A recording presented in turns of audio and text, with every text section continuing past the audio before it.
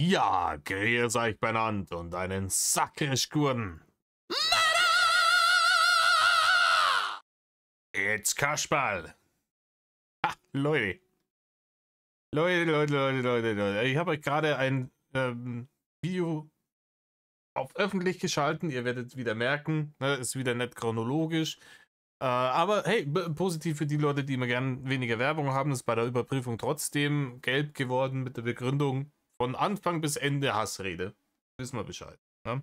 Mich wundert es, dass das davor, ja, wo ich auf 180 bin und laut genug geschrien habe, dass man es irgendwie die ganze Straße runtergehört hat. Mich wundert es, dass das grün geblieben ist. Und das andere, das ich gestern, glaube ich, aufgenommen habe, ist jetzt gelb und bleibt gelb. Und das von davor ist immer noch in der Überprüfung. Das kriegt ihr, wenn YouTube sich entweder dafür oder dagegen entschieden hat. Genau. Wir werden schauen, vielleicht gehe ich jetzt wieder in eine gelbe Welle rein, so, dann ist es so.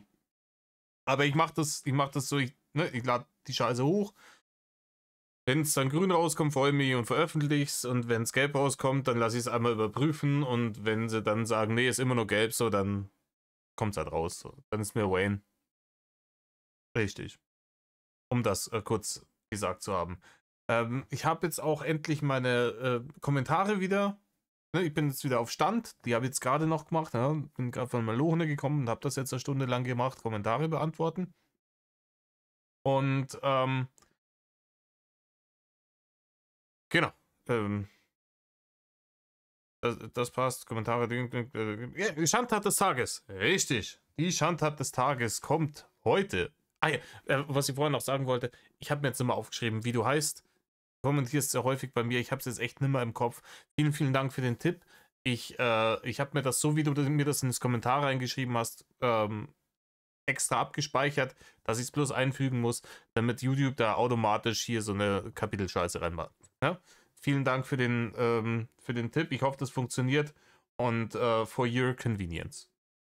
Genau, richtig. Die Schandtat des Tages. Die Schandtat des Tages kommt heute von Ritas Butterbirne. Leute, eure Nicknames sind einfach, die sind Zucker. Ne? Die versüßen mir den Tag. Ritas Butterbirne hat den Axtwurf. Ne, den Axtwurf angemerkt in ihrem Kommentar. Und das natürlich, das ist ein Klassiker. Das ist ein absoluter Klassiker. Und das ist halt auch wieder so eine Widerlichkeit. Ja, so viel zum Thema. Der Rainer, der hat sie immer nur verteidigt, etc. und bla bla bla. Es kamen dereinst die drei Weisen aus dem Morgenland. Na, es kamen ein paar Hater und die haben ihm, ich glaube, die haben ihm ein paar Monster Energy und einen Rollator haben sie ihm geschenkt. Haben sie ihm vorbeigebracht und den dahingestellt. Und wollten dann noch Booster kaufen und mit ihm reden. Herr Winkler, Fanmanagement und so. Und das hat ihn so matt gemacht. Das bisschen davon ist er so ausgerastet, dass er sich verteidigen musste, in Anführungsstrichen, indem er quer über den ganzen Hof mit einer Axt geworfen hat. In Richtung der unliebsamen Besucher. Ne? Es lässt sich darüber diskutieren, ob hey Leute, ich habe keinen Bock, geht bitte. Ne? Wenn sie dann noch da geblieben wären, dann wäre es natürlich scheiße, aber nicht auf dem Niveau. Es gibt keinerlei Rechtfertigung dafür, diesen Leuten für ihr, hey, Rainer, wir haben den Rollator mitgebracht und ein paar Energies und Herr Winkler und machen Sie Fanmanagement, eine Axt nachzuwerfen. Eine echte, richtige so Handbeil. Ja, keine riesengroße, aber das Ding, wenn einen am Kopf trifft, dann war's das. Das Feierabend. Ende im Gelände. Und das kann dann aber auch kein Richter dieser Welt mehr schönreden mit irgendwer wäre besoffen gewesen oder sonst irgendwas, weil die Person sagt nimmer aus und trinkt danach auch kein Pfeffi mehr. Und das, ich glaube auch das und die Pfefferspray-Attacke und dergleichen, die entsprechenden wiederholten Verurteilungen wegen gefährlicher Körperverletzung haben dazu geführt, sodass der den Lappen abgeben musste. Vollkommen zu Recht. Und wenn man sich bedenkt, er hat ja auch, das schiebe ich jetzt mit dazu, das ist eine extra Bonusstraftat, Schandtat, Straftat eigentlich auch, versuchte gefährliche Körperverletzung gewesen, als er versucht hat, den einen Hater mit einer alten Tasse abzuwerfen. Von oben aus dem Badezimmerfenster, glaube ich, raus hat er die geschmissen. Und das Teil ist einen halben Meter neben dem irgendwie auf der Straße eingeschlagen. Eine richtig große, fette Kaffeetasse. Ich weiß nicht, ob euch das bewusst ist, da geht so leicht ein Hügel runter da um die Ecke. Ja? Das ist aus einer Höhe von 7, 8 Metern mit Schwung aus dem Fenster rausgeschmissen. Auch das, wenn einen am Kopf trifft, dann gehen die Lichter aus. Also ist mindestens eine sehr, sehr starke Kopfverletzung, Schädel-Hirntrauma. Da kann auch jemand extra angehen. Und niemand ist irgendwann auf die Idee gekommen, Moment mal, der versucht die Leute umzubringen. Ist so. Wenn ich mit einer Axt über den Hof werfe auf Menschen, muss ich damit rechnen, dass wenn ich die treffe, dass die tot sind. Und da ist niemand irgendwann mal auf die Idee zu kommen, eine Intervention zu starten, zu sagen, vielleicht sollte man den Winkler doch in eine geschlossene Einrichtung packen. Ja?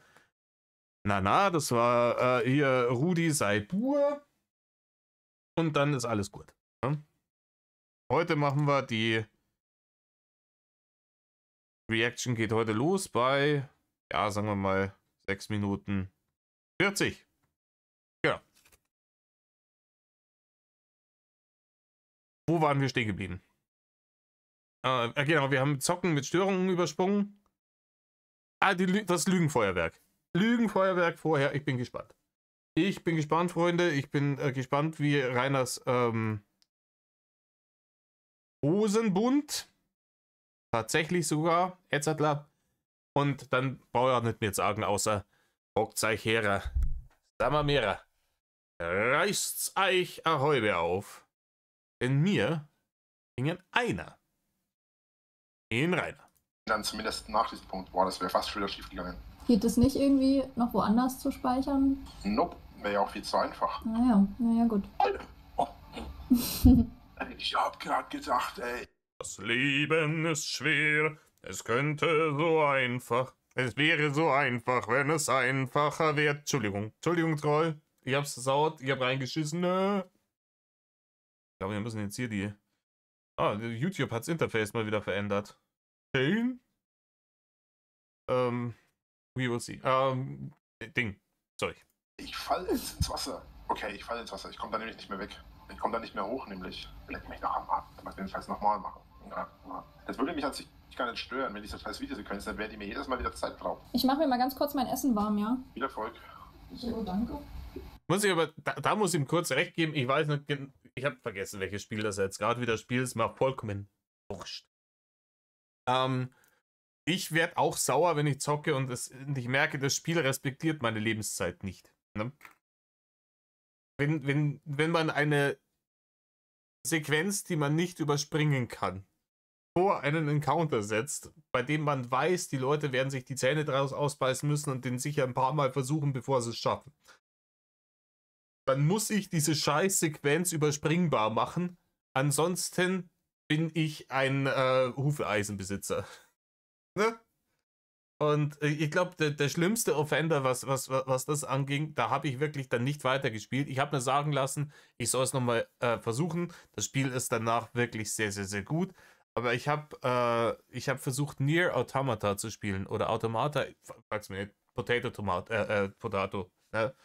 Tomato, Wurscht. Und ein Kumpel hat das mitgebracht und wir haben das in die Playsee reingeschmissen. Und ich weiß nicht, wer von euch das gespielt hat. Das hat ein Intro-Level, das Ding. Das Intro-Level dauert, wenn du gut bist, so 20 Minuten. Da ist Bossfight am Ende. Das hat keinen einzigen Autosave, du hast keine Chance zu speichern, nichts. Du läufst dahin. Wenn du das nicht auf dem ersten Ding schaffst, sind 20 Minuten bis halbe Stunde, je nachdem, wie dein Playstyle ist, den Gully runter. Du musst das Spiel mal komplett von vorne anfangen. Und da habe ich gesagt, nee, das nicht irgendwie kurz vor dem Bossfight nochmal anfangen. Nee, wir müssen das nochmal von vorne machen. Ja, dann nimm den Schmutz raus aus meiner Playstation und deinstalliert und leck mir am Arsch. Na, da kann ich ein bisschen nachvollziehen. Auch wenn es höchstwahrscheinlich in dem Fall keine solche Szene ist. So, weil wir kennen Reiners großartige Kompetenz, wenn es ums Zocken nur geht.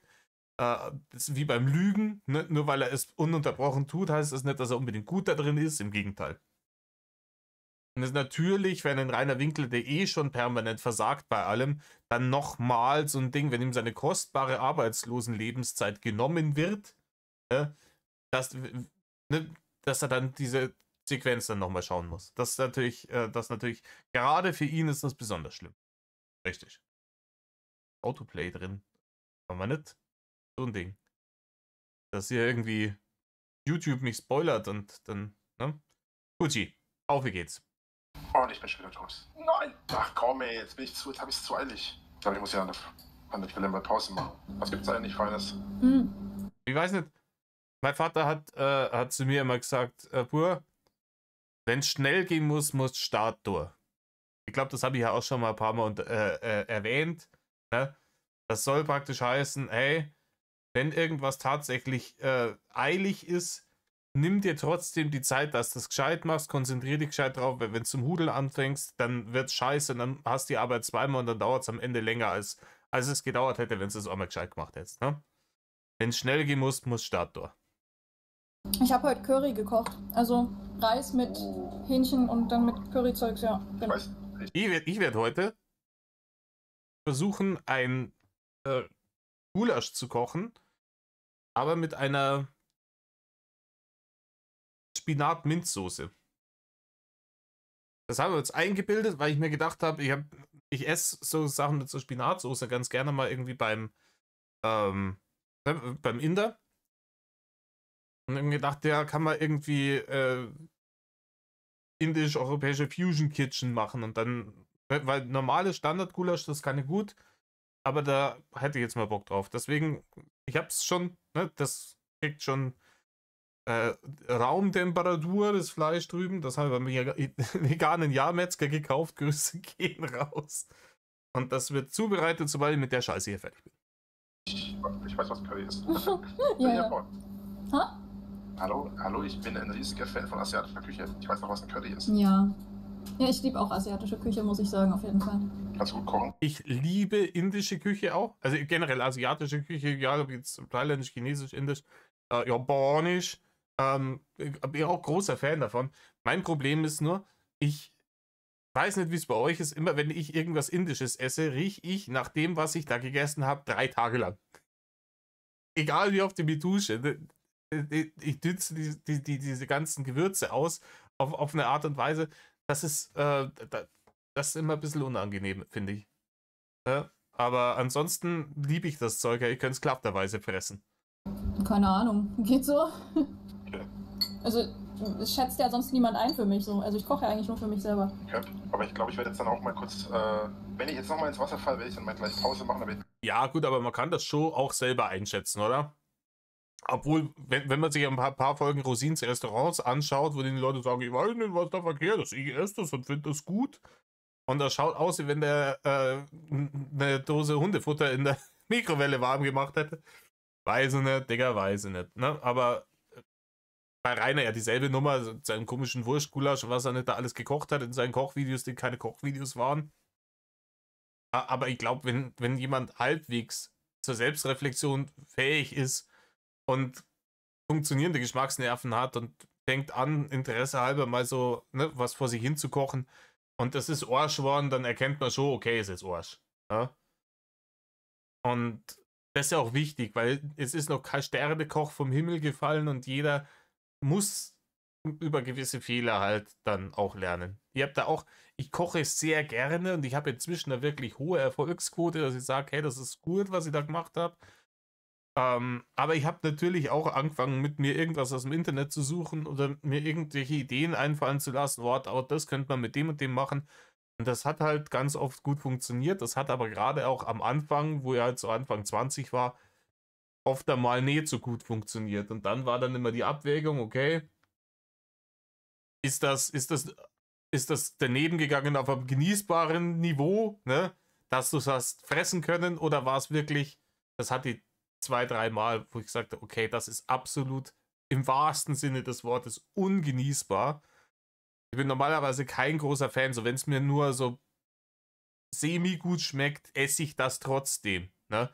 Wenn es wirklich ungenießbar geworden ist, dann kommt es ins Klo und dann kocht an dem Tag das Telefon. Aber ist mir schon lange nicht mehr passiert, Gott sei Dank, aber das ist ein ganz normaler Stand der Dinge. Aber ich krieg das schon mit, oder? Wenn es richtig in die Hose gegangen ist und ich gemerkt habe, okay, das ist ungenießbar, dann habe ich das schon mitgekriegt.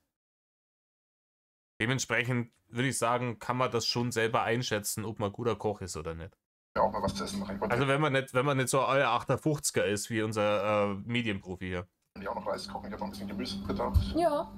Ich habe noch ein bisschen Hackfleisch da. Muss ich mir auch noch was zu essen machen, nämlich. Ja, das ist. Ja. Wer glaubt's? Leute, schreibt es mal rein. Glaubt ihr, der Rainer sitzt da und hat sich so eine kleine Kochplatte hingestellt und da macht er dann den Reis und das Hackfleisch und das Gemüse und macht sich da gesundes Abendessen. Glaubt ihr das? Ich glaube, beim Rainer kocht mal wieder die Mikrowelle. Welche Fertiggerichte waren gerade im Angebot? Die hat der Uwe einkaufen müssen, gleich dann für die ganze Woche einen ganzen Einkaufswagen voll. Und die kommen schön in die Mikrowelle und fertig ist der Bär. Ja? Ist angerichtet. Der Herr Chefkoch. Alter Maul. Das ist wichtig. Also entweder, wenn ich jetzt dann in dem Ding bin, das ist der nächste Dann, Speicherpunkt, oder wenn ich dann in der Situation. Arschkatze. Hätte ich vielleicht aufheben sollen. Da ist die Mikrowelle fertig. Ja. Ja, hab ich's gesagt? Kochen oder ist es ihre Mikrowelle? Die Mikrowelle ist fertig. Also Es ist ihre Mikrowelle, aber bei ihm bei ihm wird auch über die Mikrowelle gekocht, ja. Ich sag mit der Mikrowelle, es gibt dann zwar, ich habe auch schon so Sachen gesehen im Internet, wo es heißt, ja, kochen mit der Mikrowelle, wo du dann tatsächlich die Sachen so zubereitest, dass du sie dann in der Mikrowelle nur noch warm machen musst oder einzelne Zutaten irgendwie in der Mikrowelle, in die Mikrowelle ballerst, halte ich alles nichts davon. Ich bin der Meinung, wenn die Mikrowelle im Spiel war, dann ist nicht gekocht worden. Fertig. Ich kann alles, was ich in der Mikrowelle mache, auch ohne Mikrowelle richtig kochen, weil eine Mikrowelle erwärmt einfach nur netto, Pumps aus Nikolaus, nichts weiter. Das erwärmt einfach nur das Essen. Mikrowelle ist dafür da, dass wenn ich am Vorabend richtig gekocht habe und da ist noch was übrig, dass ich mir das am nächsten Tag warm in die Fresse reinrendern kann, ohne dass ich nochmal den Herd anmachen muss. Dafür ist die Mikrowelle da, zum Kochen ist die nicht da. Die Mikrowelle ist da, um Dinge zu erwärmen. Punkt. Und dann in dem Moment, in dem die Mikrowelle im Spiel war, ist für mich nicht gekocht worden. Fertig. Wenn ich jetzt da drinnen bin oder den nächsten Checkpoint habe, oder wenn ich wieder ins Wasser falle, was ich nicht hoffe. Obwohl du wirst jetzt erst essen, ne? Dann will ich noch ein bisschen weiter streamen für dich, weil dann kannst du erstmal, wenn ich jetzt Essen machen will, dann brauche ich mindestens eine halbe Dreiviertelstunde mindestens. Das Bärchen könntest du auch einfach in Ruhe fressen lassen, ha? Vielleicht ist das ihrem Appetit zuträglich, wenn sie dir nicht die ganze Zeit zuhören muss. Während sie isst. Also ganz ehrlich, ich würde das Risiko nimmer eingehen. Ne? Ich hab mir schon mal so reiner Content gegeben, den ich vorher noch nicht gehört habe, während ich was zum Essen gehabt habe. Aber das Risiko würde ich vor allem nach der Nummer hier, was er da verzapft hat, ne? Irgendwie mit der Wicklerei und dass er Kindergärtner werden wollte und sowas, spätestens danach würde ich's Essen tunlichst sein lassen. Ne? Davor und während dem Konsum von Drachenlord-Content, weil da wundert es dann auch keinen mehr, wenn es den Leuten regelmäßig hochkommt. Ne? Das ist ja wirklich wie in South Park bei der Geschichte von Scroty McBuggerballs, ne? Wo alle spätestens nach einer halben Seite das Kübeln anfangen. Ich muss erstmal in die Küche, da muss ich erstmal einen Reis holen und kochen. Ja, alles Gute. Du musst jetzt nicht für mich unbedingt weiter streamen, wenn du nicht möchtest. Ja, ein paar Minuten habe ich noch, dann esse ich halt erst um 9 oder um 10. Leute, ich muss euch ja Geständnis machen. Ich bin zu dumm, um Reis zu kochen. Ich bin legit zu dumm, um Reis zu kochen. Das immer Arsch. Ich krieg das nicht hin. Meine bessere Hälfte kann super gut Reis kochen. ich bin zu dumm dazu. Bei mir ist entweder zu viel Salz drin oder ist in der Mitte noch hart und fühlt sich an, wie wenn ich irgendwie. Nee, es ist. Ich bräuchte so einen komischen Reiskocher. Ne? So ein fertiges Ding, wo drauf steht, so und so viel Reis, so und so viel Wasser, du tust es rein und das Ding macht alles danach von alleine und das piepst irgendwann wie in der Mikrowelle, bums und fertig und dein Reis ist da. Ich kann das nicht, ich weiß nicht warum. Nudeln, gar kein Problem. Alles andere, gut, ich bin zu dumm für Reis, ich weiß es nicht warum. Es ist ja jetzt schon um 9. Ach nee, komm, geh essen machen, alles gut. Ja gut, wenn du lieber was anderes gucken willst, dann ja. Nee, aber ich werde dich jetzt nicht vom Essen abhalten. Ja, und vor allem, sie will halt vielleicht dann auch ihre Ruhe. Ihr seid jetzt hier auch schon lange genug in dem Scheißgespräch. Ich glaube, dass jetzt hier nach 1 Stunde und 12 Minuten die vielleicht auch ganz froh ist, wenn sie den Dicken einmal weiter hat und Feierabend machen können. Weil ich glaube schon, dass den so lange bespaßen, um dieses ganze Met hier zu farmen, dass das schon harte Arbeit ist. Ich kann mir vorstellen, dass die sauber ausgelaugt und geschlaucht waren, jedes Mal, wenn die mit der Aufnahme hier fertig waren. Weil du musst ja ihn immer weiter zum Reden bringen, darfst dich dabei nicht verdächtig verhalten, musst seine kompletten Belästigungen wegignorieren, darfst nicht kotzen, darfst keine Slip-Ups machen. Einmal ist es ja passiert, in einem der früheren Videos haben wir es ja mitgekriegt, wo er seine komische Vin Diesel-Stimme das erste Mal ausgepackt hat, wo man gemerkt hat, wo sie offensichtlich mit jemand anders gesprochen hat und sich versehentlich nicht gemutet hatte. Das ist schon anstrengend. Ich glaube, die hat auch einfach Bock, so dass da für heute jetzt Feierabend ist. Hat doch keiner behauptet. Naja. Was? Nein, ich habe nicht behauptet, dass du mich vom Essen abhalten. Ich habe gesagt, dass ich noch ein bisschen weiter streamen kann, dass du in Ruhe essen kannst. Und wenn du Lust hast, also ich zumindest, ich weiß ja nicht, vielleicht ist das anders. Ich zum Beispiel, ich schaue gerne nebenbei Let's Plays, wenn ich am Essen bin oder so. Ja, Let's Plays schon, aber das, was du da machst, sind ja keine Let's Plays reine. Das ist ja einem dicken 58er irgendwie beim Versagen bei Kinderspielen zuzuschauen, ist ja kein Let's Play, Rainer. Also Let's Plays, ich schaue mir, wenn ich mir Let's Plays anschaue, dann wirklich aber auch echt gerne dann von Leuten an, die halt auch was drauf haben, ne? Also entweder die halt irgendwelche besonderen Skills haben, wenn sie irgendwelche Shooter spielen oder wenn sie halt irgendwas mit Rätseln zum ersten Mal spielen, die dann vielleicht auch ein wenig mehr IQ haben wie ich und auf das Rätselslösung schneller kommen, damit dann nicht ewig umeinander gedruckst wird. Bei dir ist ja vollkommen utopisch. Rainer, ich habe ein paar von deinen sogenannten Gaming-Streams gesehen. Mich würde es nicht wundern, wenn man die nehmen würde und sie in hoher Lautstärke, in Dauerschleife, in Guantanamo Bay irgendwelchen Leuten vorspielen als Foltermethode, damit sie reden. Ja, klar. Ja, Let's Plays kann man das vielleicht hier nicht nennen. Danke, das Ja, danke, Rainer. Ist so. ist lieb von dir. Gerne.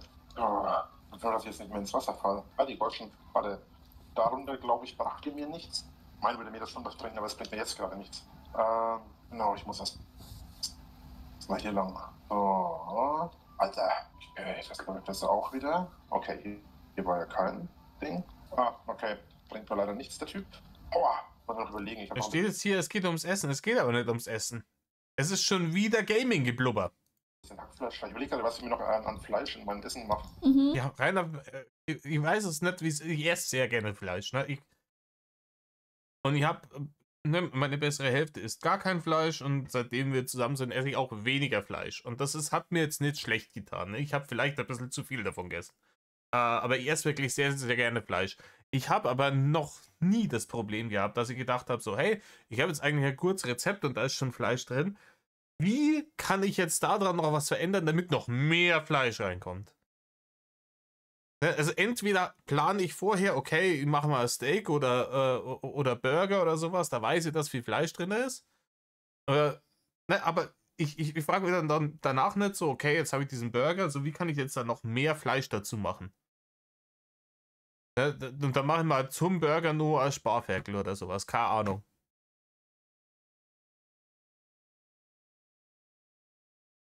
Der vegane Jahrmetzger, ne, macht schon wieder Zatzing in der Kasse. Ich habe noch ein bisschen Wurst, ich habe noch ein bisschen Hackfleisch. Wahrscheinlich wird das einfach ganz. Das ist auch wieder Wurst. Ihr habt noch ein bisschen Wurst da. Das ist bei Rainer immer entweder die so 4 Fitzel große Wurstradel in diesen hochgestapelten Plastikverpackungen, die ganz unten im Kühlregal sind. Ne? Klassischen Eigenmarken-Dinger. Die allerbilligste Wurst, die gibt. Entweder die oder diese Radel. Diese Fleischwurstradel, die kommen bei Rainer überall rein. Die waren im Kartoffelgulasch drin. Die hat er vorgeschlagen, um sie in einen Tomate-Mozzarella-Salat reinzutun. Das ist bei Rainer überall drin. Und das halt, ich weiß es auch nicht, das ab und zu ist das schon mal, wenn es dann mal sagst, hey, wir sind auf einer Grillparty eingeladen und wir machen jetzt einen Wurstsalat oder sowas, dann kaufst du da so ein Teil, weil die sind ja auch viel zu groß. Ich meine, wo willst du denn damit hin? Für 1 oder 2 Personen ist es doch, das kann ja kein Mensch fressen. Ja? Ich finde diese Dinger, diese kompletten Wurstradeln, die er da immer hat, ihr kennt es, ne? Fleischwurst steht aber drauf, ne? Um so vage zu halten wie möglich, damit die Leute nicht wirklich draufschreiben müssen, was tatsächlich drin ist. Und wann kauft man die? Wenn man irgendwo auf eine Grillparty eingeladen ist und gesagt hat, hey, mach mal einen Wurstsalat, bringen wir den mit, fertig. Na, Rainer ist das ein Grundnahrungsmittel, halt. Der rendert sich so ein Ding einmal am Tag rein. Aber es kann auch keiner erklären, warum der Rainer so dick geworden ist. Normales bisschen Hackfleisch. Also das bisschen Hackfleisch kann man nicht als Hackfleisch bezeichnen, das ist einfach nur Mett. Also ich mag aber kein rohes Hackfleisch, deswegen haue ich mir jetzt dann immer in die Dinge rein. Ah, guck mal. Das ist doch peak behindert. Rainer, Mett ist eine Zubereitungsform. Dass er das nicht weiß, der Drachenlord, weißt? Weiß nicht, wo der Unterschied ist von Mett zu normalem Hackfleisch. Rainer, Mett ist ein gewürztes, rohes Hackfleisch mit Zwiebeln drin. Das Mett. Das ist Endprodukt. Das ist fertig. Ne? Wenn du das heiß machst, ist das nicht mehr Mett, sondern ist es Hackfleisch. Verstehst du den Unterschied? Ich kann entweder sagen, du, ich hab Bock auf Hackfleisch, dann kommt das in die Pfanne, etc. bla bla, oder ich hab Bock auf Mett. Das ist wie mit, keine Ahnung, mir fällt jetzt gerade nichts ein. Carpaccio. Carpaccio ist auch rohes Fleisch. Sehr dünn geschnitten. Ja, und wenn du das warm machst, ist halt nimmer Carpaccio so, dann ist halt Borsch. Neue Fähigkeit. Das ist auch eine der nützlichsten Fähigkeiten. Ja? Ja. Ja, nicht schlecht Wurfhaken. Ja, eines der Epic-Items überhaupt. Das ist praktisch, wenn er wenigstens im Spiel hat er nützliche Eigenschaften, wenn er schon im richtigen Leben keine einzige hat. In jedem Videospiel. Also sehe ich das jedenfalls. Ja. So, geht's da rein? Beziehungsweise raus? Jetzt muss ich kurz überlegen. Nee, will ich nicht. Ja, das will ich nicht. Okay. Wow. Die darf ich glaube ich auch nicht berühren, weil es ist glaube ich auch Wasser. Okay. Wenn ich die auch berühre, habe ich auch schon verkackt. Ja, geh mir die Nerven. Hallo, mach den Typen da kalt. Jetzt wird es nervig, weil die Strahlen, die töten einen nicht gleich, die machen einen nur Schaden. Das heißt, wenn die mich treffen und das wirklich Gift für das Wasser ist, habe ich die A-Karte hoch 10, weil dann muss ich jedes Mal von vorne anfangen. Geil an der Aktion ist auch das hier. Darf halt wirklich nicht getroffen werden. Boah, Alter. Lieber einmal öfter warten, als einmal zu wenig. Das wäre fast schief gegangen. Okay, gerade war ich sehr laut. Höre ich mich mittlerweile nicht mehr, aber gerade war es echt heftig. Okay, ich weiß nicht, woran das liegt, dass das immer mal wieder ist und dann mal wieder nicht. Boah, ich habe jetzt echt gedacht, ich gehe gleich drauf. Boah, das Schlimme, ich müsste gleich wieder von vorne an. Ja, das hat er sich wahrscheinlich im richtigen Leben auch schon ein paar Mal gedacht. Ich kann mir nicht vorstellen, dass der nicht schon irgendwann einmal eine Situation gehabt hat, wo der Körper Signale gesendet hat, ne, bei denen du nicht mehr sicher bist, ob der Körper jetzt Medal Off sagt oder nicht. Glaube ich ihm hundertprozentig, dass er das schon mal hatte. So, ich bin fertig mit Essen. Guten Hunger. Jetzt mache ich aber auch den Einen guten Hunger sagt man, bevor die Leute anfangen zu essen, nicht wenn sie fertig sind. Dungeon fertig. Alles klar. Blöd. Ja, kein Problem. Gerne. Ach, guck mal. Habe ich noch was für ihn mitgenommen? Den Kameraden ist mir jetzt gut. Jo. Boah, Alter, was machst du? Ich habe jetzt Wunder gedacht, was da schon wieder abgeht. Gerade. Achso, ich muss da hoch. So. Und ab in die nächste Graf. So, da rechts ist das hieße Wasser und ich bin fast durch. Ja. Hier ist nicht mehr. Sehr schön, Speicherpunkt. Eigentlich der perfekte Moment, um aufzuhören. Aber ich will das jetzt abschließen. Ich will wissen, ob ich die Errungenschaft kriege. Nein, ich will nichts von. Ja, ist jetzt Daddel Gelaber. Ich hoffe, es geht noch mal kurz ums Essen. wir sind auf jeden Fall, keine Sorge, ja, das wird kein Halbstunden-Video, das werdet ihr wahrscheinlich auch schon gesehen haben. Halbe Stunde ist bei mir nicht angesagt, 50 Minuten müssen es Minimum sein. Ne? Die Pflichtstunde plus minus ein paar Minuten, die muss drin sein. Wir gehen auf jeden Fall danach noch in das nächste etc. Video rein. Ich hoffe, dass noch was übers Essen kommt. Ja, ich muss da hoch. Und um da hochzukommen, muss ich den hier machen. Das hier ist sauberes Wasser. Da ist ein Samen, den nehme ich mal mit für die Lichtung. Mysteriöses Samen. Geht dazu nicht ins Wasser, nur für alle Fälle. Okay, das war wieder mal zu doof zum Spielen. So, und ich werde gegrabbelt. Boah, ihr habt mich. Ja. Ja, der Typ da, der sorgt dafür, dass das Wasser giftig ist. Und jetzt wird es richtig tricky. Boah, ich habe jetzt gedacht. Hui. Alter. So, du kennst die Strecke auswendig, ey. Ja. Und ich habe es geschafft. Sehr gut. Let's try. Und jetzt müsste eigentlich dann gleich die Errungenschaft kommen, weil ich habe ja eigentlich kein Wasser berührt, außer es gilt nicht, wenn ich zurückspule. Das wäre echt mies. So, und ich höre mich wieder doppelt oder auch nicht. Ja, und da ist der Wichser, der geht noch ins Wasser, der ist noch unterwegs, aber das Wasser ist nicht mehr vergiftet. Der ganze Schmutz Sarumans wird hinweggewischt. Das Wasser fließt wieder, schnell und klar, hell und sauber. Du bist äußerst mutig, so nass, so... Boah, so cringe. Also er spielt offensichtlich irgendein Herr der Ringe-Spiel und wollte jetzt ein Achievement freischalten, wo man irgendein vergiftetes Wasser nicht berühren darf. Jetzt müsste ich eigentlich die Errungenschaft kriegen, weil es dürfte eigentlich kein Wasser mehr giftig sein. Und? Glaubt ihr, er kriegt die Errungenschaft? Glaubt er, hat es geschafft? Wir werden sehen. Und ich habe es gekriegt, berühre kein verdorbenes Wasser. Applaus, einer. Ah, ich bin stolz auf dich. Du hast etwas geschafft. Ja? Und ich kann es sogar nachvollziehen. Wie gesagt, ich bin selber Trophy Hunter. Und das ist, wenn man lang braucht und oft irgendwie so einen Anlauf braucht für so eine Trophy und man schafft das dann endlich da, ne, ich kann das nachvollziehen. Das Problem ist halt einfach nur das Skill-Ceiling, bei ihm ist halt deutlich niedriger als bei jedem anderen, ne? Und das macht ja auch dann seinen Gaming-Content schon wieder obsolet. Weil ich will mir ja im Endeffekt, wenn ich mir Gaming im Internet anschaue, will ich ja sehen, wie das jemand macht, der da besser drin ist als ich. Ne? Versagen im Spiel, das kann er alleine auch. Wenn jemand zuschaut, der noch schlechter ist als ich, warum sollte ich das tun? Da müsste die Persönlichkeit, die das macht, wirklich Charakter haben und Humor und mich unterhalten und vielleicht auch, keine Ahnung, als Kernidee das haben. So, hey, ich bin zwar scheiße, aber ich bin lustig dabei und ich unterhalte euch. Das wird auch funktionieren. Ne? Da schaut man sich es nicht wegen dem Gaming an, sondern wegen dem Dude mehr oder weniger. Ich bin da mal eine Zeit lang in einem Karaoke-Laden regelmäßig gewesen. Also, beziehungsweise das war halt eine Bar, die hatte halt einmal in der Woche so einen Karaoke-Abend. Und da war ich ganz oft drin, weil ich auch gerne Karaoke mal singe. Und da war immer derselbe Dude. Und das war so ein kleiner Asiate mit so einem Cowboy-Hut auf. Und der ist immer abgegangen wie Schmitz Katze. Der war jedes Mal da von Anfang bis Ende an diesen Karaoke-Abenden und hat so oft wie möglich irgendwie was gemacht. Der war immer spaßig. Der hat gesungen wie 20 Katzen, ne, denen du gleichzeitig auf den Schwanz getreten hast. Fürchterlich. Der hat sich wirklich schlimm angehört.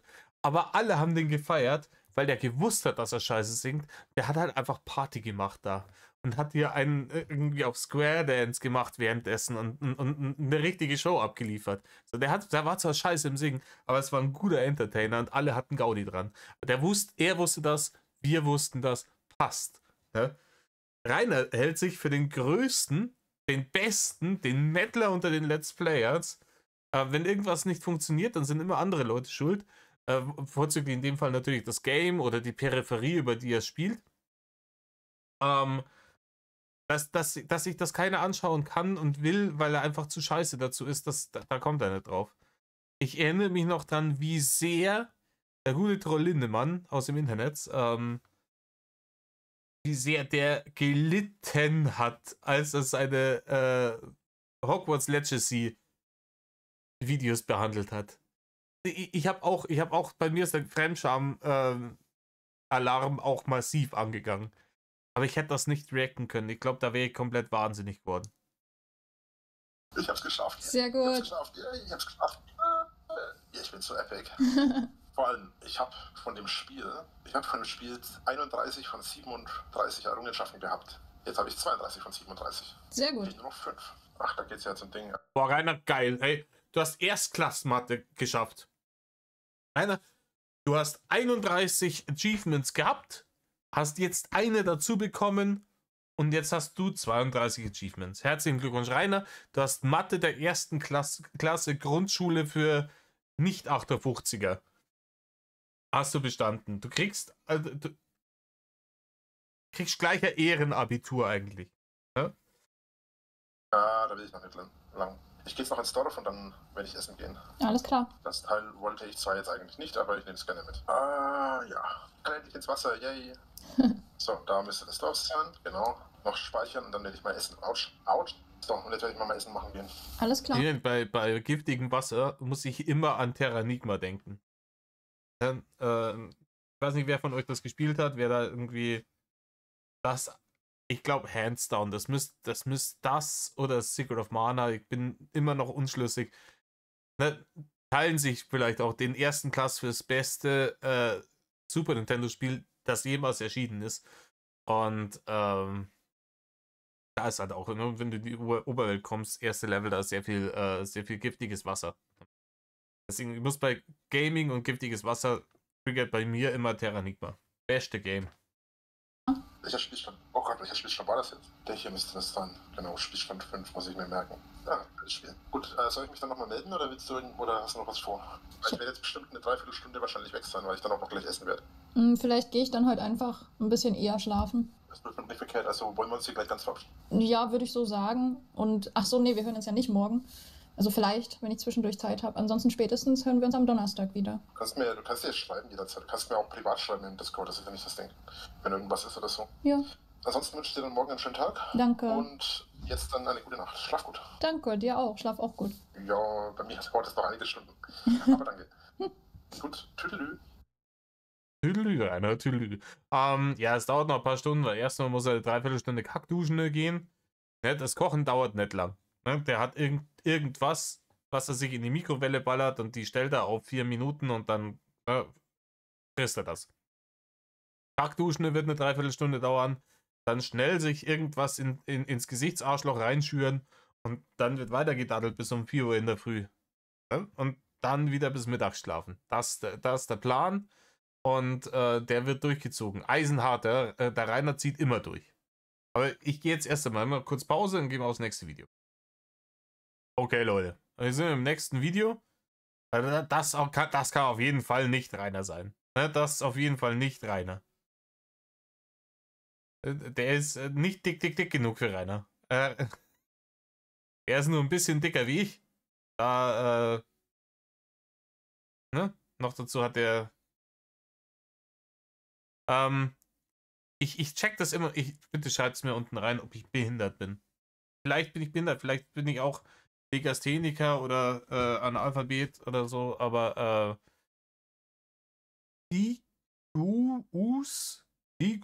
Mail? Sagt er das so? Wir werden es rausfinden. Also entweder ist er behindert oder ich. Eins von beiden. Gut, fangen wir an hier. Zockende Metal Dynasty.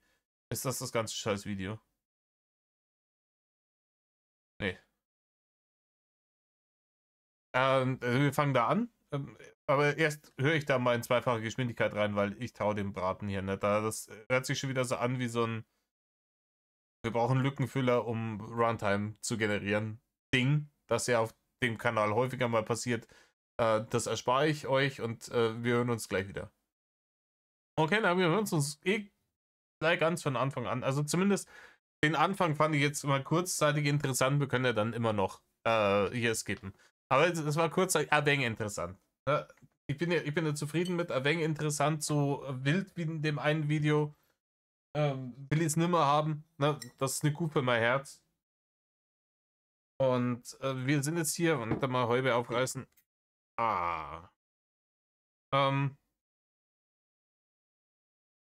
Wir sind jetzt hier. Die zocken nur irgendwas zusammen. Das macht es dann schon wieder vielleicht, hoffentlich. Klopf auf Holz, ein wenig spannender. Let's go. Die Dinge rein. Yep. Ich habe ein paar Einstellungen gemacht. Zum Beispiel, dass man unendlich viel tragen kann, weil das geht mir immer tierisch auf die Nüsse. Oh ja, das ist wirklich anstrengend in Medieval. Ja, und ich habe es eingestellt, dass mir sehr, sehr viel Erfahrung gekommen. Also du bist direkt nach dem Start direkt Level steigen wahrscheinlich. Da habe ich beim mir schneller durchhören schon Pause gemacht, weil ich mir da schon gedacht habe, na, wie dumm ist das eigentlich? Ne, also, das ist doch bei diesen Spielen, wo das eingerichtet ist, dass du nur eine bestimmte Tragelast hast, ne? Das ist doch Teil der Spielerfahrung. Das sind doch Spiele, wo man sagt, hey, kommt, wir wollen da einen gewissen Realismus reinhaben, dass nicht irgendwie eine Minigun und ein Raketenwerfer und 5 Shotguns und sowas gleichzeitig getragen werden können, so, sondern das ist doch die Krux an dem Spiel dann, oder? Ja, gleich mehr Erfahrung etc. Wenn er das einstellen kann, stell das ein. Hauptsache Ding. Und dann erzählt er immer, er ist Profi-Gamer. Ne, er macht ja Gaming-Content auf Social Media. Deswegen ist er der Profi. Nix ist er. Gar nichts. Er stellt alles maximal so ein, dass mehr oder weniger das Spiel sich. Er kann auch eine AI bitten, das Spiel für ihn zu spielen, während er davor sitzt und seinen Sermon dazu gibt. Das ist dann mehr oder weniger irgendwann dieselbe Nummer. Und ganz ehrlich, wenn ich irgendwo in einem Spiel bin, also wenn ich ein Spiel anspiele und ich merke, das taugt mir nicht, das ist mir zu schwer, dann lass es bleiben. Ne? Ich habe von diesen ganzen From Software-Dingern habe ich eins gespielt, das war Bloodborne. Und auch das war mir stellenweise fast ein bisschen zu schwer, aber es hat mir einfach so gut gefallen, vom Setting her und von der Stimmung her und von allem drum und dran, dass ich das gespielt habe. Und bei den anderen halt gesagt, ja, ne, keine Ahnung, weiß ich nicht. Ne? Das ist mir ein bisschen zu anstrengend. Ich würde da zu schnell frustriert werden. Ich mag so ein bisschen Challenge, mag ich in so einem Spiel. Das darf nicht zu leicht sein, wenn es sich so anfühlt, wie wenn du einfach nur einen Knopf drückst und einmal auf den Knopf drücken, Beat the Game Button. Ne? Wenn es sich so anfühlt, ist scheiße.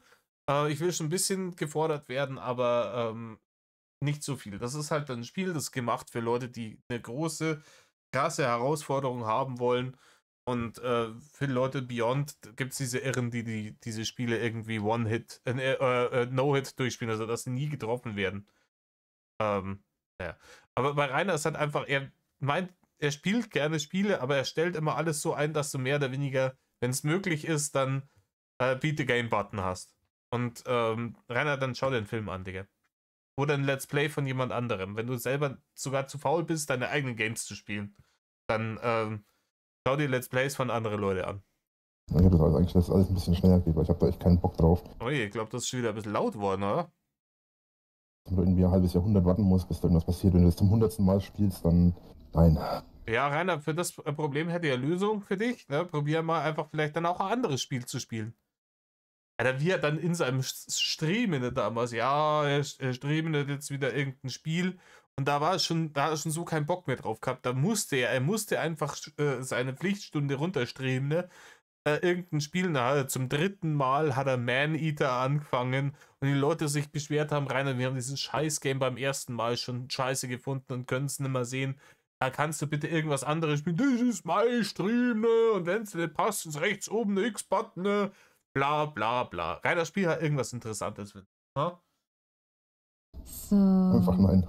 So, damit habe ich die erste Hütte fertig. Sehr gut. Ach, du bist schon bei der ersten Hütte. Oh, bin ein bisschen Ich spät. habe die erste Hütte und tatsächlich auch schon die erste. Ja, keine Ahnung, wenn ich das Spiel 1000-mal gespielt habe, dann kann ich das auch so schnell. Das ist im Übrigen was anderes, wenn jemand das Speedrunnt. Ne, das ist ja bei Rainer wird ja nicht, da ist ja keine Challenge. Wir haben es ja mitgekriegt, ja. Er stellt ja alles auf Beat the Game Button um. Da ist ja keine Challenge. Bei richtigen Speedrunnern, die dasselbe Spiel hunderte, tausende Male hintereinander spielen, um den Rekord zu brechen, da ist ja dann die Challenge irgendwie mehr oder weniger das Ding, ne? Natürlich machen die immer dasselbe Ding, aber da geht es dann halt um die Zeit und kriegt er den Trick gut, First Try oder nicht und kann der neuen Weltrekord machen. Das ist eine ganz andere Nummer. Bei Rainer geht es ja einfach nur Let's Plays. Da Beat the Game Button zu machen ist. Im Übrigen, Leute, schreibt es mir rein. Wer kennt den Beat the Game Button? Und woher habe ich den geklaut? Ne? Schreibt es mir rein, wo ich den Beat the Game Button geklaut habe. Eine YouTube-Legende, von der ich das gestohlen habe. Die erste Hütte ist fertig und die erste Holzfraktur, Manufaktur, wie auch immer. Und jetzt mache ich mich nach dem Level einstellen. Was kriege ich denn hier? Grabungsmeister, weniger Ausdauerverbrauch, das hört sich doch gut an. Ich habe noch einen Punkt, was mache ich da? Du kannst den Skill weniger Tag braucht man nicht leveln, das ist das Schöne. Schneller Bergbau, das hört sich doch gut an. Ach so, genau. Einen Brunnen wollte ich bauen. Wo war denn der Brunnen jetzt nochmal? Ach hier. Wo stellen wir denn den Brunnen hin? Ich stelle einfach mal hier hin. Wie du reinkommst und so weiter, weißt du ja, denke ich. Ja, ich bin schon dabei. Ich sehe es. Aber es lag bei mir, ich muss erst noch ein paar Einstellungen machen. Ja, mein Rechner ist gerade schon abgeschmiert, als ich es gestartet habe das erste Mal. Ja, das ist so ein bisschen, ja, es zieht viel Performance, das Spiel, das ist so ein Problem. Ja, also es kann auch sein, dass ich jederzeit rausfliege. Ich weiß es halt nicht, ne? Oh, ja, wir werden mal sehen. Wir machen einfach mal so lange weiter, wie es geht. Ja, klar. Und die Liebeskummer von deinem Freund da erledigt? Ja, so lala. Der hat da Schwierigkeiten mit einer Freundin, mit seiner Freundin. Die lebt nämlich in Amerika und er hier in Deutschland und die sind jetzt ein halbes Jahr zusammen. Und er hat jetzt das Gefühl, dass, sie sich ein bisschen zurückzieht und Also. ja, da hat er jetzt fast geweint, weil er mag sie halt sehr gerne. Und er hat schon versucht, mit ihr zu reden, aber sie blockt ihn dann halt immer ab. Ja. Ist sie auch Amerikanerin oder ist sie Deutsche, die nach Amerika gezogen ist? Nee, sie ist Amerikanerin. Okay. Und seine Familie kommt auch aus Amerika, aber er ist hier in Deutschland geboren. Aber er kann trotzdem halt Englisch sprechen. Ja, das habe ich jetzt vorausgesetzt, wenn die beiden zusammen sind. Ja. So, und damit steht auch der erste Brunnen. So, muss ich dich jetzt irgendwie eigentlich in eine Gruppe einladen? Nee, eigentlich nicht. Ich bin automatisch drin bei dir. Ich bin noch halt im Hauptdorf. Ja. Ich war irgendwie der Meinung, man konnte irgendwie eine Gruppe bilden. Echt? Also das mit der Gruppe wäre mir no. Okay. Zweifache Geschwindigkeit, ihr wisst Bescheid. Ja, Leute, hier beim Zocken, da war kein Fleisch nimmer droh. Dementsprechend, hier geht es jetzt dann gleich um den Laptop. Und hier, wie gesagt, dann Digos Mail. Ich habe keine Ahnung. Okay. Dann haben wir schon mal nicht das Problem, wenn du längere Strecken laufen musst, dass du immer mal dahin kriegst. Oder wenn du gegen Schweine kämpfst oder so und die geht plötzlich die Ausdauer aus oder gegen Bären. Passiert das schon mal nicht. Dann schon mal von vorne und beim Holzfällen auch nicht. Normalerweise ist es ja an sich ein cooles Feature, aber wenn du irgendwann mal genug The Forest gezockt hast. Bleh. The Forest habe ich auch eine lange Zeit gespielt, den ersten und den zweiten. Ja, den zweiten müsste ich eigentlich auch weitermachen. Ich müsste eigentlich mal die ganzen Errungenschaften aus dem zweiten holen. Oh, schafft der Laptop das überhaupt? Also bevor er ständig abgeschmiert ist, war es eigentlich kein Problem. Eigentlich ist es ja ein Gaming-Laptop, ist das eigentlich. Ja, wenn der Rechner nicht permanent abschmiert, so, dann kann man schon gut spielen drauf, Rainer. Das ist so, ja. Nicht dafür ausgelegt. Ich weiß auch gar nicht, wo das Problem liegt, weil eigentlich dürfte der gar keine Probleme haben. Vielleicht liegt es inzwischen daran, dass er ein bisschen älter ist. Ja, Rainer, das liegt daran, dass er 3 Jahre alt ist und dass du bei Wind und Wetter draußen irgendwie durch die Walachei geschliffen hast. Und dass er dir gehört, Rainer, weil du mit deinen Sachen noch nie pfleglich umgegangen bist. Das ist im Übrigen auch eine, meiner Meinung nach, eine zu 100% anerzogene Eigenschaft, ob man pfleglich mit seinen Sachen umgeht oder nicht. Ich habe von meinem Vater eine gewisse Erziehung angedeihen lassen, ne? Und das hat relativ gut Früchte getragen und seitdem passe ich auf das, was mir wichtig ist, einfach auf. Ich habe als Kind, habe ich so eine, das war so eine Billo-Dartscheibe, also keine professionelle, sondern einfach so eine zum Hinhängen, die war so gelb und schwarz, ne? Und mit so Billo-Plastik-Darts, aber mit Metallspitze, aber ne? So ein Kinderspielzeug hat. Das hat man mir damals irgendwie auf dem Markt gekauft, weil ich es nicht haben wollte. Ich habe die größte Gaudi da dran gehabt und ich habe das draußen bei uns an die Schuppenwand gehängt und habe dann damit meinen Darts draufgeschmissen. Und dann, wo ich keinen Bock mehr gehabt habe, ne, dann habe ich es da halt hängen lassen. Weil ich zu faul war, dass ich es wegräume in die Spielzeugkiste. Und mein Vater hat das gesehen und hat gesagt, hey, räum das wieder auf, wenn es regnet, ist es kaputt. Da habe ich es dann dieses Mal wieder aufgeräumt, beim nächsten Mal habe ich es wieder hängen lassen. Da hat mein Vater gesagt, hey, räum das auf, weil wenn es regnet, ist das kaputt. Und ja, ich habe es halt nie ohne Aufforderung aufgeräumt. Und was ist passiert? Quelle Surprise, das hing draußen, Wolkenbruch, das Teil hat es komplett aufgeschwemmt, war für die Tonne. Und ich so, oh, mein gutes Ding, oh, jetzt ist kaputt, ich brauch eine neue Dartscheibe. Dann war da einfach gesagt, na, kriegst du nicht. Ich hab da 1000-mal gesagt, räum das auf, dann, nachdem du gespielt hast, sonst passiert genau das. Genau das ist passiert, jetzt ist es hier, jetzt hast du Pech gehabt. Bam. Jetzt wird er dreimal raten, wer die Spielzeuge, die ihm wichtig waren, danach immer brav wieder aufgeräumt hat, da wo ihm nichts passieren kann. Und wer das mit allen möglichen Dingen, die ihm heutzutage wichtig sind, genauso macht. Richtig. Das ist eine reine Erziehungssache. Das ist eine reine Erziehungssache. Ja, ich weiß nicht, ob Rudi, außer ihn mal ab und zu übers Knie zu legen, irgendwie eine Erziehung dem Mann hat angedeihen lassen, aber seine Mutter mit Sicherheit nicht, weil ich wette, die ist genau derselbe Mensch wie er, bloß in weiblich und in älter. Und dann kommt halt sowas dabei raus. Und dann wundert man sich, oh, der Rechner. Auf einmal ist er kaputt. Ja, ich möchte nicht sehen, wenn du den aufschraubst, ich möchte nicht sehen, wie er von innen ausschaut.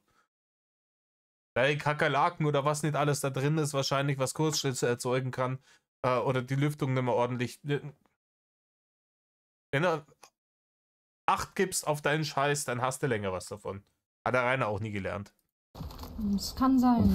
Und vielleicht nicht mehr so gut kühlt oder so, keine Ahnung. Ach, sieh mal, ich muss mal kurz in die E-Mails schauen. Ich hoffe, jetzt spielt der Rechner nicht ab. Okay, was hat er denn geschrieben? Hallo, ich werde auch weiterhin fleißig kommentieren.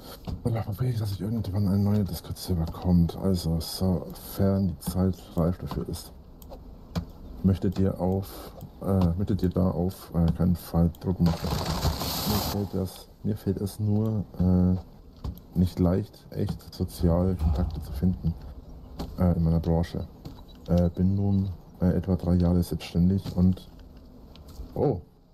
okay. Und die meisten aus meiner Branche sind einfach nur sehr oberflächlich. Tiefgründige Gespräche sind dort häufig nicht möglich, besonders nicht, wenn es um den Glauben geht. Das ist nachvollziehbar in der Branche. Da war es in Discord selber einfach, okay, also das ist natürlich heavy. Ja, das hört sich schon. Ich check's gerade überhaupt nicht. Hab ich irgendwas verpasst? Hat's Hirn bei mir gerade ausgeschalten? Hab ich vielleicht jetzt doch endlich von zu viel Rainer endlich einen Schlaganfall gekriegt? Ist es soweit? Ja, das hört sich schon heftig an. Ja, okay. Naja, der hat mir auch seine Branche genannt. Also bin ich jetzt sehr interessiert, wenn das wirklich so ist. Was wird für eine Branche sein? Was für eine Branche wird das sein? Ne?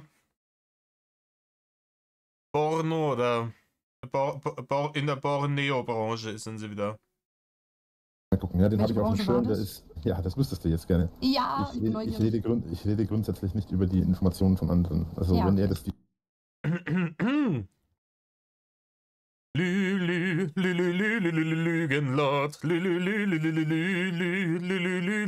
Lügenlord. Ich rede grundsätzlich nicht über die Informationen von anderen Leuten. Rainer, ich glaube, es ist 3 Videos her.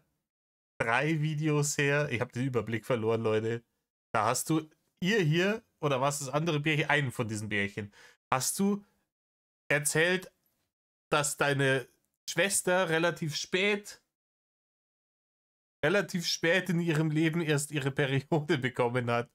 Was weder die noch uns irgendwas angegangen wird. Aber Rainer redet ja nicht über persönliche Informationen von anderen Leuten. Der nimmt das sehr, sehr ernst. Ne? Kannst du es dir alles nicht mehr ausdenken. Wenn er irgendwann hier reinkommt und das dir sagen möchte, dann cool. Aber wenn nicht, das ist seine Sache. Ja, das ist auch in Ordnung. Ich werde auch mit anderen nicht darüber reden, was du machst oder was dein Beruf ist oder was deine Arbeit ist oder sonst was. So, wenn du magst und zurückkommen willst, können wir uns dann mal kurz hinlegen. So, kannst du jetzt schon mal alles, was du hast, eventuell, falls du was hast, in den Ding reinstopfen. Dass ich den Leuten immer sagen muss, was sie machen sollen.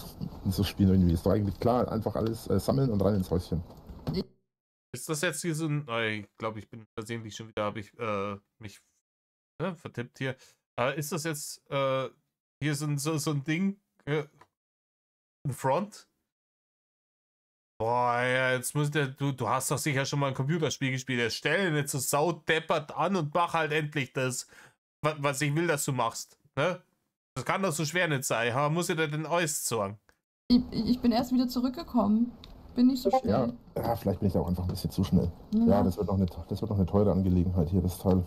Ach, scheiße, meine Baumstämme sind schon wieder weg. Naja, ich sage, das wird eine tolle Angelegenheit. So, mal ab ins Bett.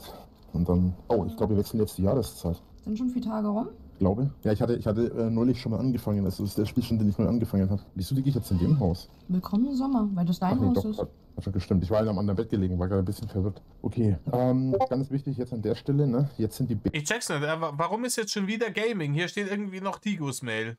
Bären reif. Das heißt, wenn du an den Bärensträuchern vorbeirennst, zieht zum Beispiel so einen ganzen Arsch voll. Genau, einfach Bären mit einsammeln. Und nämlich alles. Und ich werde mal ordentlich kochen. Also willst du bestimmt auch ein bisschen was zu essen, oder? Das Essen wird langsam knapp. Ich habe zwar noch ein bisschen was, aber... Rainer hat den ganzen Tag noch nichts gegessen. Ja, nee, ich hab gemerkt, ja, dass sie das im Spiel, dass sie so ein Survival-Spiel spielen. Ich spule trotzdem nochmal vor. Aber Leute, ich bin jetzt gerade, während ich das durchgehört, an einer Stelle bin ich kleben geblieben. Ne? Das ist wirklich sehr viel nichtssagendes Gaming-Gebrabbel wieder.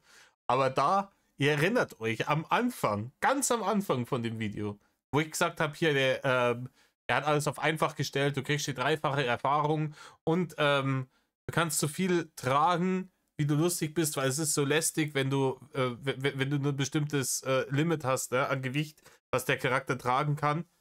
Das ist super lästig und das nervt ihn fürchterlich, deswegen hat er das ausgestellt und die Erfahrung hochgestellt, damit es schneller geht. Ja. Und jetzt hört es euch an, was er jetzt hier zu sagen hat. Hier steckt schon Liebe drin. Ich würde mir so ein Spiel noch mit ein bisschen mehr Realismus wünschen. Ja. Ja, weißt du, was ein bisschen realistischer gewesen wäre? Wenn der Charakter ein Belastungslimit hat. Also, dass er nur eine bestimmte Last tragen kann. So wie ein richtiger Mensch. Für so ein Survival-Game. Das hätte deutlich mehr Realismus reingebracht, Rainer. Wenn du dir das so sehr wünschst, brauchst du die Funktion einfach nur wieder einschalten. Rainer. Oder ein neues Spiel anfangen, weil da ist die standardmäßig eingeschalten. Ne? Du hast aktiv bist du ins Optionsmenü gegangen und hast Optionen ausgewählt, die das Spiel weniger realistisch machen, weil es sonst zu harte Arbeit ist. Und jetzt hier, 20 Minuten später, jammerst du dem Bärchen, das gerade sagt, hey, ich finde das ein gutes Spiel, viel Liebe zum Detail, jammerst du ihm vor, dass das Spiel, ja, da hat sie recht, aber es ist nicht realistisch genug. Du würdest dir wünschen, es wäre realistischer. Sag mal, wo ist bei dir im Ogerstübchen das falsch verkabelt? Willst du mir rollen? Nee, das wäre schon besser, wenn es realistischer wäre, ha? Zum Beispiel? Dass du richtig nackig rumlaufen kannst, zum Beispiel. Wie in, Ach, okay, deswegen. Ich weiß nicht, ob er es mitgekriegt hat. Das hat sehr geraschelt. Ich weiß nicht, wahrscheinlich ist er zu nah ans Mikro gekommen, weil er wieder erregt war. Ne? Aber er wünscht sich mehr Realismus, dass man wirklich nackig rumlaufen kann in dem Spiel. Das ist der Realismus, den er sich wünscht. Ja, weil das ist ja natürlich relevant dafür, ob sich das wirklich realistisch und echt anfühlt, die Spielerfahrung oder nicht. Ja, Digga. Rust? ja, jetzt kommt wieder der Perversling raus. Rust weiß ich nicht, aber ich dachte jetzt an Conan Exile. Davon habe ich gehört, aber ich habe es noch nicht gespielt. Ja, da kannst du richtig auf Servern spielen und da gibt es 2 Möglichkeiten. Es gibt Servern, auf denen du volle Nacktheit haben kannst und volle Nacktheit bedeutet halt wirklich volle Nacktheit. Also siehst du da wirklich den Schniedel rumhängen und keine Ahnung. Ja, ganz toll, Rainer. Das ist super. Ganz ehrlich, ich fände diese Info wirklich, wirklich toll und aufregend, wenn ich noch 12 Jahre alt wäre. Damals hätte ich gedacht, so, da kannst du hier mit alle drum und dran, siehst du alles. Hätte ich mit 12 Jahren, hätte ich das gefeiert. Ja? Da wäre ich jetzt irgendwie mit dem Ohr an deinen Lippen geklebt und gesagt, Rainer, erzähl mir mehr, wie ich diesen Modus einschalten kann und um welches Spiel es sich da handelt. Ne? Weil ich ein vorpubertärer kleiner Vollidiot bin. Als erwachsener Mensch weiß ich nicht so, ob das Hauptkaufkriterium für mich wäre für so ein Spiel. Die hart erarbeiteten Barne und ja, im Gegensatz zu dir arbeite ich für meine Barne und weiß deswegen ungefähr, was sie wert sind, ne? Wie viele Stunden Lebenszeit ich für so ein Spiel arbeiten muss, damit ich es mir leisten kann. Und dann wäre der Hauptkritikpunkt nicht mehr dran, wo ich sage, hey, da muss irgendjemand unten ne, die Murmeln baumeln lassen können, möglichst realistisch, dann kaufe ich es mir. Das nicht, wonach ich meine Spiele auswähle, wo ich meine Barne dafür ausgebe, Rainer. Also so erwachsene Menschen machen das in der Regel nicht. Ach, ist es das Spiel mit der Jiggle Engine für die Bubis da? Ich weiß nicht, was Jiggle Engine ist, aber. Also, dass es wackelt. Jiggle heißt ja, wackeln. ja, tatsächlich. Ja, das gab's aber schon. Das gab's bei Soul Calibur 4, glaube ich schon. Und das ist. Oder 3, keine Ahnung. Bei irgendeinem Soul Calibur für die PS3 vor 16 Jahren oder sowas hat es das auch schon gegeben. Ja, also wenn du da rumläufst, der wackelt rum. Ja, dann habe ich gleich sogar schon ein paar Ausschnitte mal gesehen. Sah auch ziemlich gut Wirklich? aus. Das ist ein super Spiel, aber das ist halt Conan. Also du hast halt auch Monster und du musst halt kämpfen und so weiter. Und das hier ist ja eher so ein Chillspiel. Und ich würde mir dann halt auch richtig einen Realismus wünschen. Also auch mit Vögeln und keine Ahnung. Wäre doch ganz witzig. Und halt Ja, Rainer, ich weiß es nicht, ob das ganz witzig wäre. Was du willst, gibt es, glaube ich, auch schon. Ne? Aber das ist auf einem anderen Markt, Rainer. Das ist die Abteilung des Internets, wo sprichwörtlich, so wie damals in der Videothek, so ein schwerer roter Vorhang davor hängt, ne? Weiß ich nicht, ist dann auch Nische. Es gibt halt wenig Leute, die dann sagen, okay, vor allem so teuer wie Spieleentwicklung inzwischen geworden ist, dann denkst du, ja, stecken wir mal 200 Millionen Dollar da rein, dass Rainer realistische Snoo-Snoo-Experience in einem Videospiel hat. Weiß ich nicht. Ja?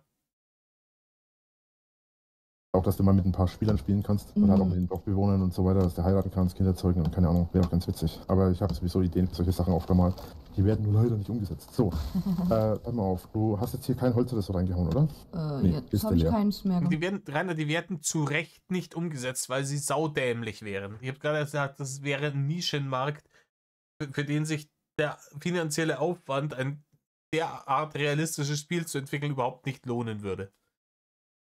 Das ist, Rainer, das wäre das Äquivalent zu diesem, jetzt kommen die ganz alten Simpsons-Referenzen, zu dem Auto, das Homer Simpson für seinen Halbbruder da entwirft, dass die komplette erfolgreiche Fahrzeugmanufaktur komplett in die Pleite gestürzt hat.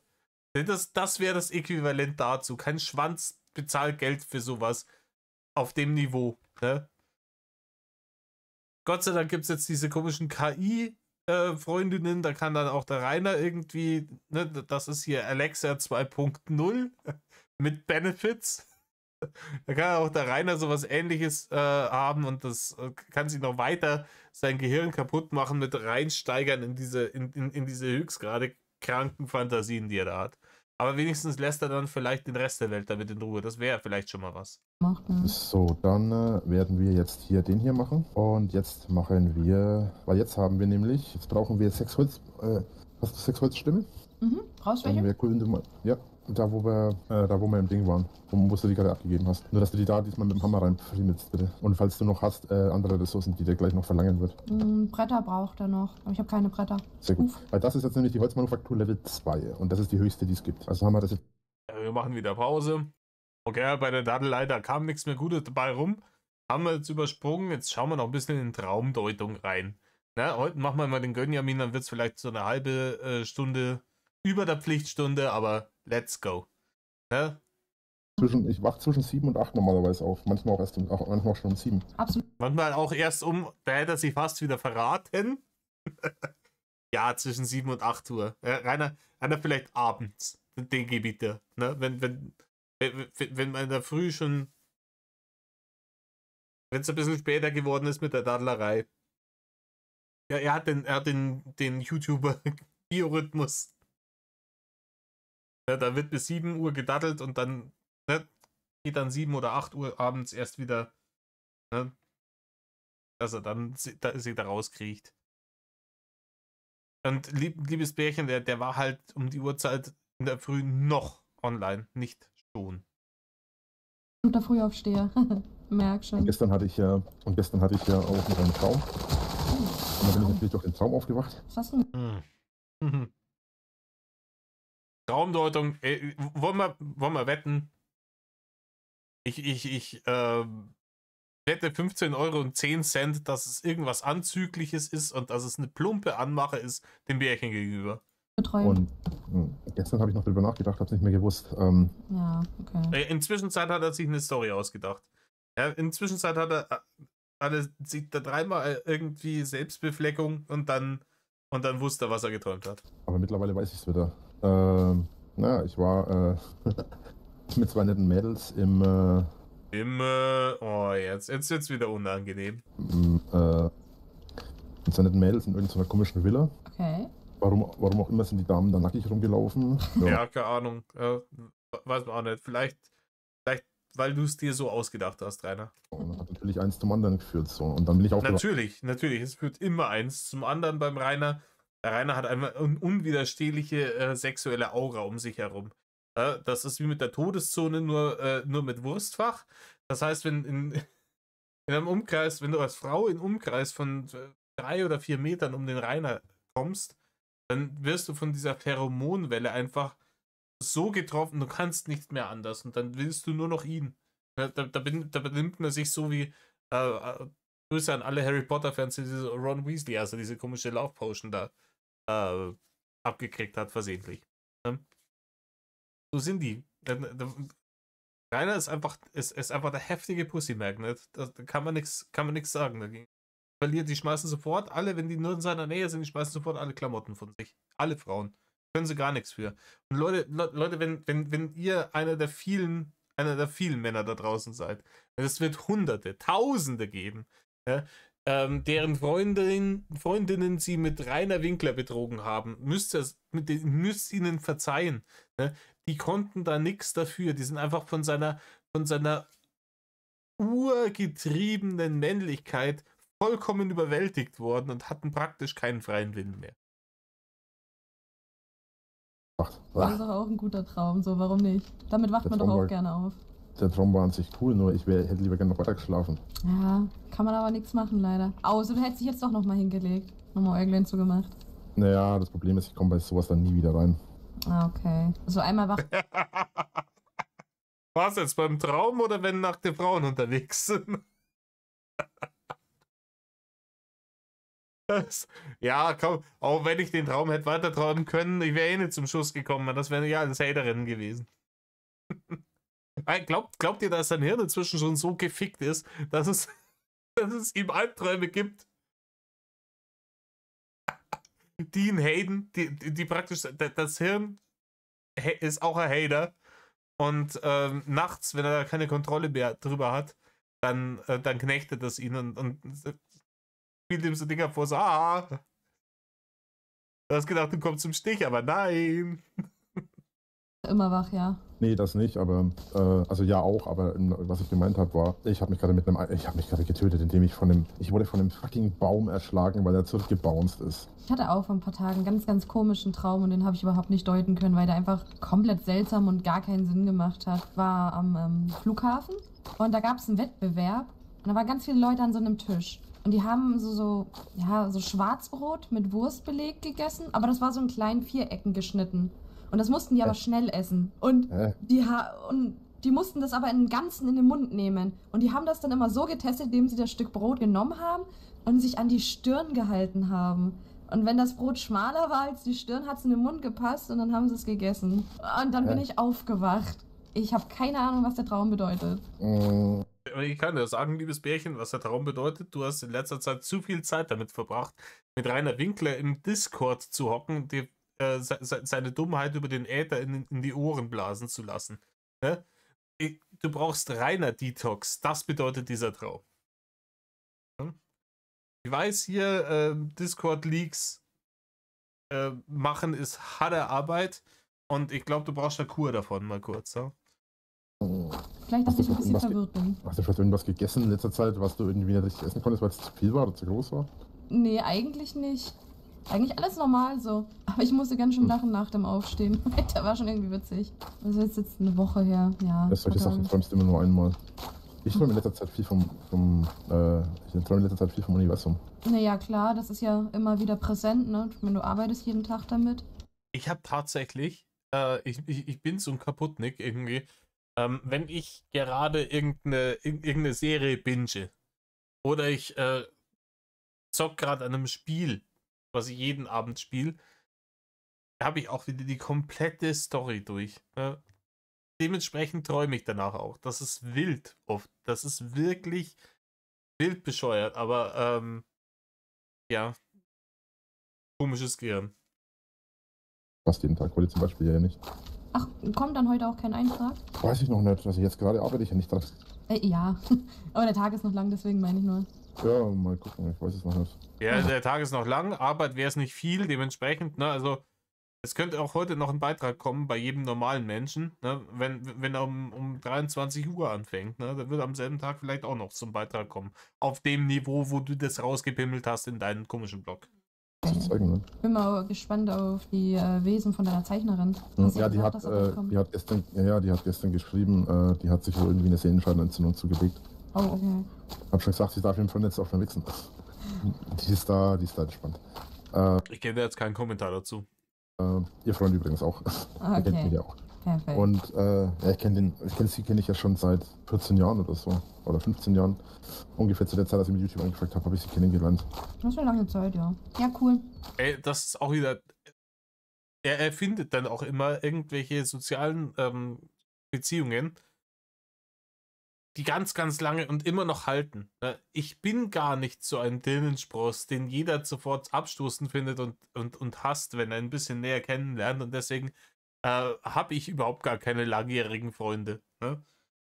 Sondern es sind immer dann irgendwie, ja, weiß ich schon, die eine Ex-Freundin von mir, der war ich schon 20 Jahre befreundet, bevor irgendwie und wer auch immer das ist, hat auch schon wieder seit 10, 14 Jahren gekannt.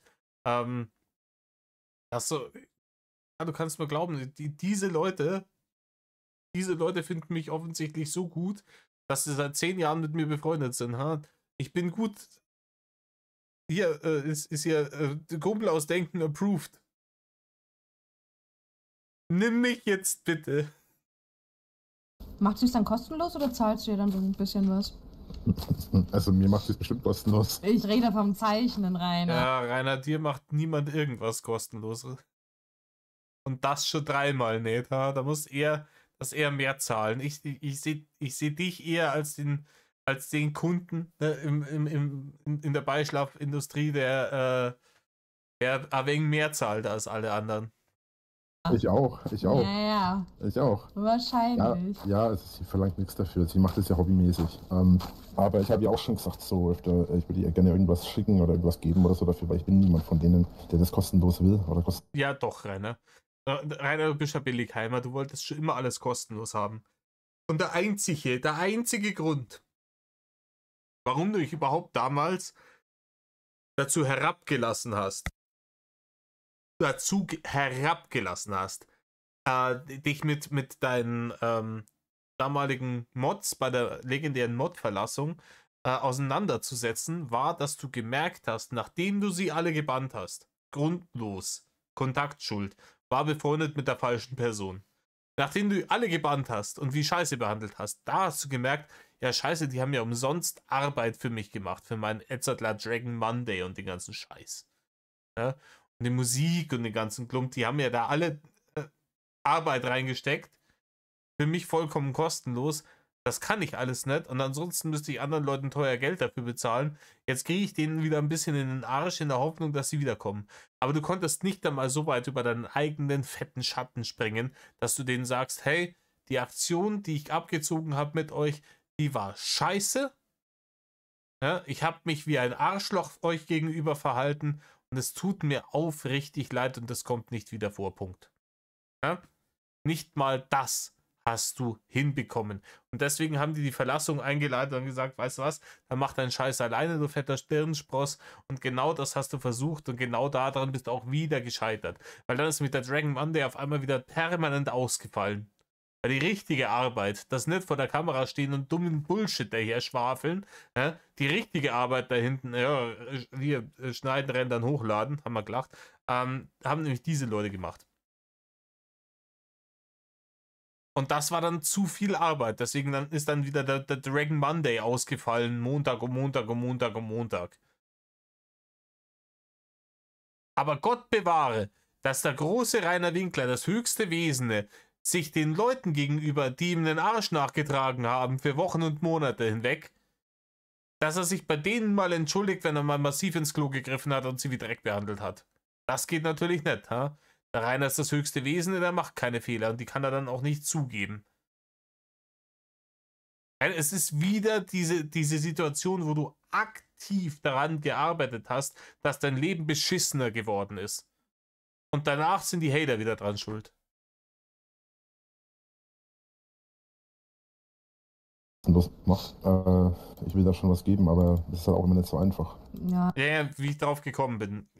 Damals, der Rant ist schon wieder abgeschliffen, soweit, dass ich nicht mehr gewusst habe, warum ich drauf gekommen bin. Bin deswegen drauf gekommen, weil er denen dann in diesem Gespräch ja gesagt, ja, ich wollte ja was geben, ich habe dir ja so einen Tischgrill, so einen elektrischen, angeboten, den er von der Battle-Liste doppelt gekriegt hat. Den hätte er ihm als Entgelt praktisch für seine harte Arbeit, hätte er ihm den angedeihen lassen. Dass er da mal 2,50 Mark rüber schiebt, daran hätte er nicht gedacht. Und ich weiß auch nicht, wie da das Verhältnis war, weil die ganze Skirsker-Scheiße oder sowas, das haben ja auch alles andere Leute für ihn gemacht. Ob die da Barne gesehen haben oder ob er sich die ganzen Barne selber reingerendert hat. Weil eins kann man sagen, Skirsker hat auf seinem monetarisierten Kanal, ich weiß nicht mal, wie viele Millionen Aufrufe gemacht und da kann es schon sein, dass ein paar Mark 50 rumkommen sind damit. Dass man dann mehr oder weniger, dass man dann sagt, hey, ihr habt eigentlich 90% der Arbeit gemacht, ihr kriegt jetzt ein paar Barren von mir, wer Angst hat. Aber wie gesagt, da kenne ich mich nicht aus. Kann sein, dass die ein Agreement vorher hatten oder nicht, aber hätte ich fair gefunden. Ich glaube, gerade jetzt mit deiner Situation, bisschen schwierig, würde ich sagen. Ja, aber sie weiß ja über meine Situation an sich Bescheid, weißt du? Ah, ja, ist doch gut. Und ist auch So, nett von ihr, wenn sie es macht. Wie schaut es bei dir mit Holz aus? Weil dann könnte ich nämlich wieder ordentlich Bretter machen. Kann ich dir gleich sagen, weil ich meine Punkte verteilt habe. Dann ist auch schon wieder Schlafenszeit. Und was fällt dir eigentlich ein, meinen Kaffee auszutrinken? Dein Kaffee. Mhm. Dein Kaffee Ist wieder leer. ausgetrunken. Ich wusste Ja, nicht, ist dass ja schon du bei wieder mir bist hier. Ist ja schon wieder leer. Also ich? Ja, doch klar, ich liege hier im Bett. Das würde gar nicht funktionieren, weil ich habe gar kein Bett. Ich habe eine Schlafcouch. Naja, es kommt ja auch selber raus.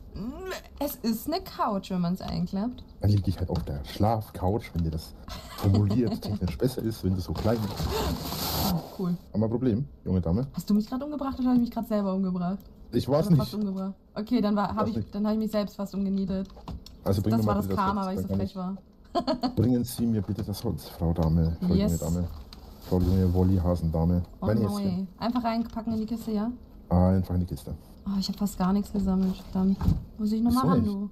Du bist doch die ganze Zeit unterwegs. Wieso hast du kein Holz gesammelt? Ich habe Stöcke und Steine und alles nebenbei gesammelt. Ja, das bringt uns aber alles nichts. Wir brauchen in erster Linie brauchen wir Holz. Ja, wir brauchen Holz, Eier, wir brauchen Eier. Was mir gerade noch aufgefallen ist, ich spule es hier vor, zu Kindheitsfreunden aus Denken und dann nochmal 5 Sekunden zurück. Das schreibe ich mir dann später auf. Was mir gerade mal aufgefallen ist, das hier ist jetzt Wollbunny offensichtlich. So hat er es jetzt zumindest gerade angesprochen. Und der gräbt die ja schon die ganze Zeit auch an, als gäbe es keinen Morgen. Und der hat ja mit der anderen, hat er auch schon versucht anzubandeln. Die gräbt er ja auch an in den 1:1 Gesprächen. Ne? Wenn die andere nicht dabei ist. Und dann machen sie dann mal aus. Ja? Bloß der anderen nichts verzählen hin und her. Ne? Weiß ich nicht, Digga. Ich habe das Gefühl, dass du gerade versuchst, 2 Mullen gleichzeitig klar zu machen. In dem Glauben, dass die sich nicht kennen und sich nicht austauschen darüber. Und das ist schon wieder auch wieder widerlich irgendwo, ne? Meine Meinung. Leute, 1:20, da sind wir gut dabei. Da sind wir gut dabei. Beim nächsten Mal geht es weiter mit dem Kindheitsfreund aus Denken. 3:38. 38. Schnapszahl, schön, kann man sich gut merken. Und dann schauen wir mal, wie es dann weitergeht. Richtig. In diesem Sinne. Tut nicht, was Rainer tut. Metal off.